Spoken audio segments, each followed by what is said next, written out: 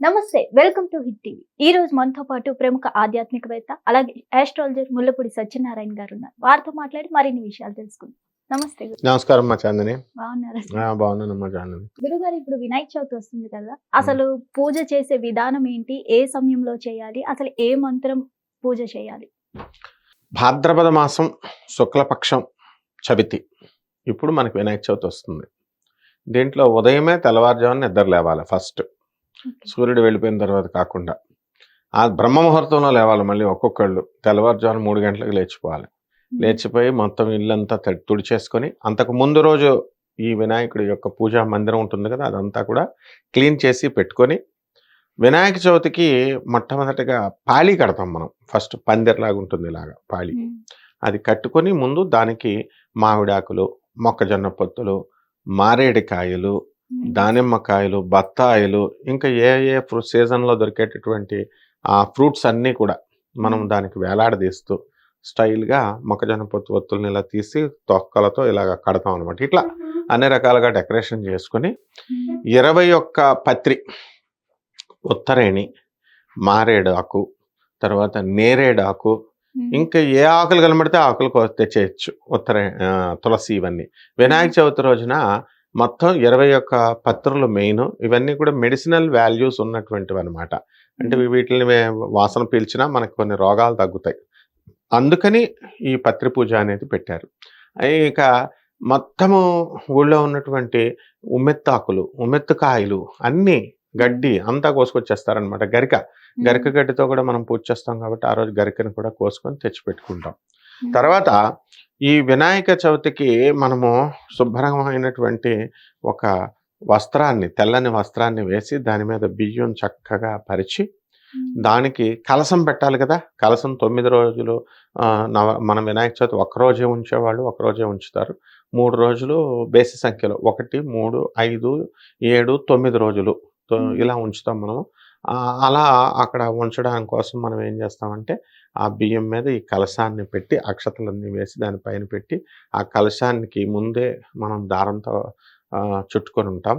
ఆ తర్వాత ఆ కలశానికి ఒక పసుపు కొమ్ము కట్టి ఉంచుతాం. మామిడి ఆకుల్ని ఇలా కలశానికి, లేదా తమలపాకుల్ని పెట్టి దానిపైన ఎర్రని జాకెట్ గుడ్డ కానీ, లేదా పచ్చని జాకెట్ గుడ్డ కానీ, ఆ కొబ్బరికాయ, ఎండు కొబ్బరికాయ ఉంటుంది, పీచు ఉన్నటువంటిది, దాని కానీ, లేదా మామూలు కొబ్బరికాయని కానీ దాని కలసం మీద పెట్టి దానిపైన ఈ గుడ్డను పెడతాం. స్వస్తిక్ సింబల్ రాస్తాం. రాసిన తర్వాత వినాయక చవితి చేస్తున్నాం కాబట్టి మనం వినాయకుడి ఫోటో కూడా మనం వెనకాల పెడతాం, ఈ కలశానికి వెనకాల.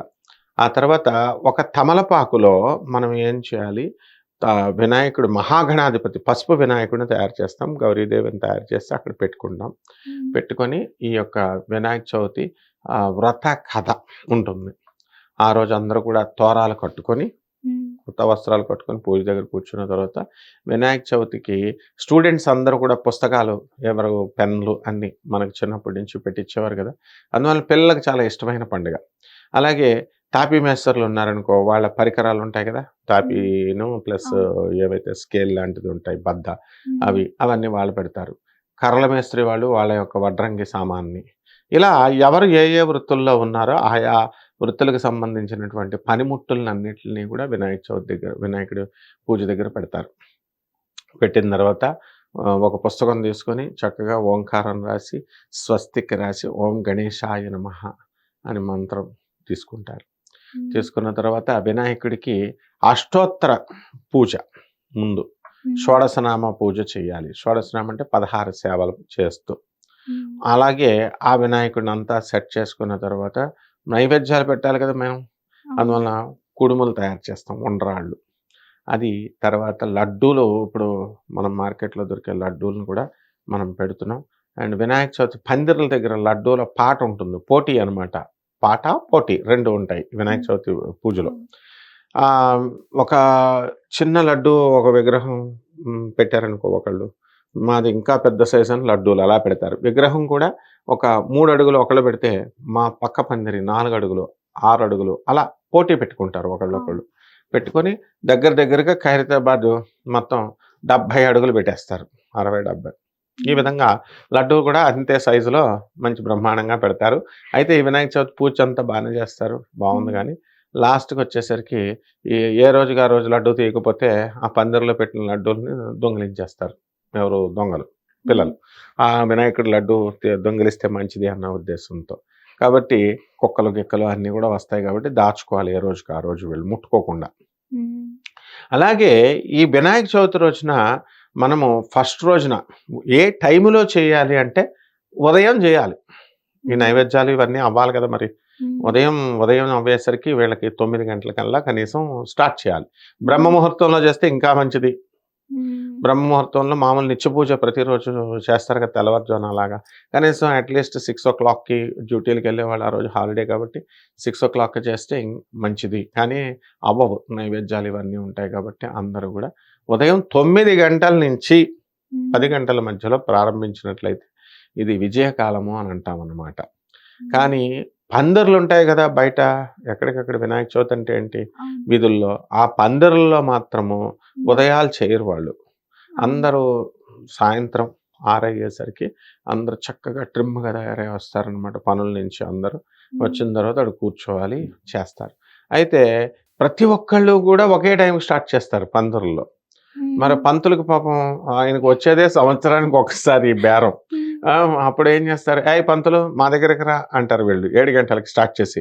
ఇంకో పందిరోళ్ళు కూడా ఫోన్ చేసి 4 పందిర్లు ఒప్పుకున్నాడనుకో ఆ పంతులు చచ్చినట్టే. నేను కూడా ఒప్పుకున్నాను. అందుకే నాకు అనుభవం ఉంది. 20 సంవత్సరాల నుంచి మా స్టూడెంట్స్ చేస్తుంటే వాళ్ళు ఫోన్లే కదా అని చేస్తుంటే అదే టైంకి పక్కనోళ్ళు అదే టైంకి ఆ పందిరోళ్ళు పిలుస్తారు. ఉండండిరా నాయన హాఫ్ అన్ అవర్ అంటే వినరు. ఆ తర్వాత మనం స్పీడ్గా చదివామనుకో మంత్రాలు, ఇదిగో పంతులు నువ్వు స్పీడ్గా చదివేసావు అన్నీ చదవవు అంటారు. రారా బాబు బుక్ పట్టుకొని నీకు అప్పచెప్తామని చెప్పి ఆ బుక్ ఇచ్చినా సరే స్లోగా చదవండి పంతులు గారు, అందరూ వస్తారు, ఎంజాయ్ చేస్తారు, కూర్చోవాలా, వాళ్ళకి ఆ ఫీలింగ్ రావాలా పూజ చేసినట్టు. అందుకని 40 నిమిషాలు కూర్చోండి అంటారు. 40 నిమిషాలు కూర్చుంటే మరి పక్క పందిరోడు ఏమైపోతాడు, వాడు రాత్రి. అందుకనే 1 గంటగా అందుకనే పంతుళ్ళు అంతా ఏం చేస్తారంటే ఆ వినాయక చవితి రోజున ఒక్కరోజు చేసేసి ఫుల్ డబ్బులు తీసేసుకొని మిగతా రోజున ఎగ్గొట్టేస్తున్నారు. మిగతా 8 రోజులు చేయరు. దీనికి కారణం ప్రజలు. కాబట్టి ప్రజల్లో మార్పు రావాలి. చక్కగా ఆ ఒక్కరోజు పనులు మానుకొని ఆ 9 రోజులు 5 గంటలకు ఒకళ్ళు, 5:30కి ఒకళ్ళు, 6కి ఒకళ్ళు అలా చేస్తే పంతులు గారు పాపం ఆయనకి 4 డబ్బులు వస్తాయి. పాపం ఆయన 4 చేసుకుంటాడు, ఆశీర్వదిస్తాడు. ఇది లేకుండా అంటే శపిచ్చేస్తాడు వీళ్ళందరినీ. కాబట్టి ఈ రకంగా వినాయక చవితి చేసుకోవాలమ్మా. ఇంట్లో చేసుకునే దానికి ఇప్పుడు ట్రెండ్ మారిందమ్మా. ఎలా అంటే డీజేలు పెడుతున్నారు. వినాయకుడి విగ్రహాలు తెచ్చేటప్పుడు కూడా డీజేలు, ఊరేగింపులు తీసుకొచ్చి పవిత్ర భావనతో ఓం గణేశాయ నమః అంటూ భజన చేసుకుంటూ అలా వెళ్లకుండా డాన్సులు చేసుకుంటూ వస్తున్నారు. Without police permission. పోలీసు వాళ్ళు ఫోన్లే అని చూసి చూడకుండా వదిలేస్తున్నారు. తెచ్చుకుంటున్నారు కదండి, ట్రాఫిక్ అడ్డం ఇదంతా. మళ్ళీ వినాయక చవితి నిమజ్జనం రోజున 9 రోజులు మంచి నిష్టగా ఉంటారు. 9వ రోజున వచ్చేసరికి మందు కొట్టేస్తారు ఇంకా మొత్తం. లేకపోతే నిష్టగా ఉండరు కదా, ఎప్పుడు పూజ అవుతుందా పాటలు మొదలు పెడతా. అవును, అంటే తినడంలో నిష్ట ఉంటున్నారులే. అంటే ఆ కుడుములును అవి తినేస్తారు. మనం మెచ్చుకోవాలి, యూత్ని మెచ్చుకోవాలి. ఎందుకంటే పాపం కష్టపడి డొనేషన్స్ ఏదో బెదిరించో లేకపోతే ఎలాగో అలాగో డొనేషన్లు తెస్తారు పాపం. దానివల్ల కాయగూరల వాళ్ళ అదే ఈ అరటిపళ్ళు వాళ్ళకి, కొబ్బరికాయల వాళ్ళకి అందరికి బాగానే ఉంది. కానీ నేను అబ్జర్వ్ చేసింది మాత్రం వినాయక చవితి 9 రోజులు కూడా ఎవర్రా భక్తులు వస్తారంటే ప్రసాదం కోసం వస్తున్నారు. చిన్నపిల్లలు ఇదివరకు చిన్నపిల్లలు ప్రసాదం కోసం వచ్చేవారు. ఇప్పుడు పెద్దవాళ్ళు కూడా వంటలు మానేస్తున్నారు, సాయంత్రం ప్రసాదాల కోసం వచ్చేస్తున్నారు. ఎన్ని రకాల ప్రసాదాలు అందులో వీళ్ళు ఆ వెరైటీలు అనమాట. కానీ పంతులకు 10 రూపాయలు కూడా ఇవ్వరు. కాబట్టి అంత పిసనార్థనంగా అయిపోయింది. అంటే ఇంత మాట్లాడాం కదా, ఒక 5,000 10,000కో మాట్లాడేస్తాం, ఇంక మళ్ళీ పంతులకు ఎందుకు ఇవ్వాలి అని 10 రూపీస్ కూడా ఇవ్వరు అనమాట. అలాంటి వాళ్ళు పేదవాళ్ళు ఇస్తారు. ఇక్కడ గమనించు జాగ్రత్తగా. సో ఇది మార్చుకోవాలి వీళ్ళు. తర్వాత వీళ్ళు ఏం చేస్తున్నారు, ప్రసాదాలు పెట్టేటప్పుడు మనకి ఎప్పుడవుతుందా అని వెయిట్ చేస్తారు, తింటారు, బాగానే ఉంది, పాటలు పెట్టేస్తారు, అంతా బాగానే ఉంది. ఇంకోటి ఏంటంటే ఎక్స్ట్రా డ్యూటీ చేయిస్తారు పంతుల చేత. పంతులు అరగంట నుంచి అంతా ఈ సో అండ్ సో యూత్ తయారైంది, ఈ మిషన్ ఇక్కడ ఈ పందిరి దగ్గర పెట్టాం, రండి రండి అని అనౌన్స్ చేస్తారు. అమలారా రండి రండి అంటూ ఒక పావు గంట సేపు, అరగంట సేపు వాళ్ళని మనం పిలుస్తూ ఉండాలి, వెయిట్ చేయాలి. కాబట్టి వాళ్ళు ట్రిమ్గా వస్తారు, ఒక పూజ అవుతుంది, వెళ్ళిపోతారు. ఆ 9వ రోజున పోన్లే పాపం అడ్జస్ట్ అయిపోవచ్చు, పాపం వీళ్ళు కష్టపడ్డారని. 9వ రోజున మాత్రం ఇక నిమజ్జనం చేసేసిన రోజున 10వ రోజున శుభ్రంగా డీజేలు, డాన్సులు, మందు కొట్టడాలు, ఇక్కడ తీసుకెళ్ళడాలు, రాత్ర డాన్సులు చూడాలా మొత్తం సిటీలో ఆడవాళ్ళు, మగవాళ్ళు ఎంత సూపర్‌గా ఏస్తారనమాట. అప్పుడు అమ్మ! ఇంత టాలెంట్ ఉందా అని హడిలిపోవాలనమాట. పంతులు గారులు కూడా ఏసేస్తున్నారు ఇప్పుడు డాన్స్ ఆళ్ళతో పాటు. సో, ఆ విధంగా మనము ట్యాంక్ బండ్‌కి వెళ్ళిపోతున్నాం. ఎక్కడ వాళ్ళు అక్కడ బావుంది. ఇకపోతే ఇక్కడ విల్లాస్‌లోను, అపార్ట్మెంట్స్‌లోను కూడా కల్చర్ మారిపోయింది. వీళ్ళల్లో భరతనాట్యం చిన్నప్పుడు నేర్చుకున్న వాళ్ళుంటారు. కూచిపూడి వాళ్ళుంటారు. సర్లే ఈ ఛాన్స్‌లో సందర్భంగా క్లబ్ హౌసుల్లో వేస్తున్నారనుకుంటే, ఇక్కడ సినిమా డాన్సులు, సినిమా పాటలు కూడా ఏసేస్తున్నారనమాట. ఇవి ఆపాల. తర్వాత కుర్చీల ఆటలు, ఆ వినాయక చవితి 9 రోజులు గూడా ఒక పండగలాగా. వీళ్ళ ఈ వినాయకుడి మీద భక్తి కంటే గూడా వీళ్ళు ఆడుకోవడానికి బాగా పనికొస్తుందనమాట. ఒక వేదికగా, ఎంజాయ్‌మెంట్‌కి వేదికగా తయారవుతుంది. అలా కాకుండా ఎవరైతే ఈ 9 రోజులు మంచి నిష్టగా ఓం గణేశాయ నమః అన్న సింపుల్ మంత్రం చాలు.